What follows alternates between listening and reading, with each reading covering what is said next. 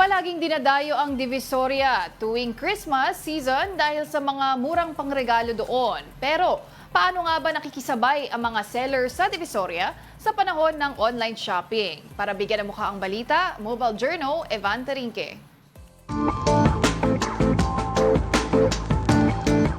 Ang Divisoria kilala bilang takbuhan ng mga taong gusto makatipid at mamili ng mura. Pero sa panahon ng one-click online shopping, tatangkilikin pa nga ba ito? Mula sa damit pamorma, pati pantulog, hanggang sa mga viral na laruan. Lahat ng iyan ay matatagpuan sa Divisoria.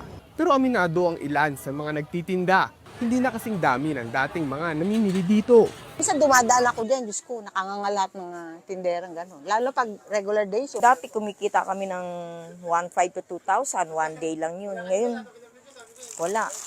Siguro, pinakamalaki na yung 1,000. Malinaw daw ang sanhi.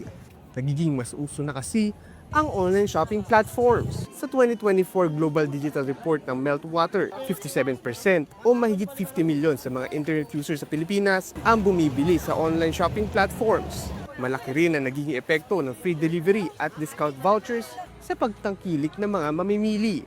Gayunman, may isang bagay na hindi matatalo ng online shopping sa Divisoria, ang agad-agad na pagkuha ng kailangan mo.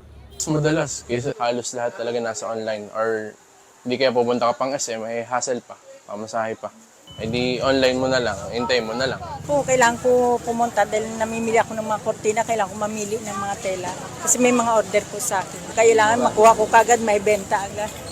Sa kabila ng pagkauso ng online shopping, nandyan pa rin naman ang Divisoria para sa mga namimili na gusto makita, mahawakan at agad makuha ang kanilang binili. Higit sa isang shopping destination ang Divisoria at nananatiling bahagi ng tradisyon at kultura ng pamimili ng mga Pilipino. Mobile Journal, Evan Tarinque po, hatid ang mukha ng balita.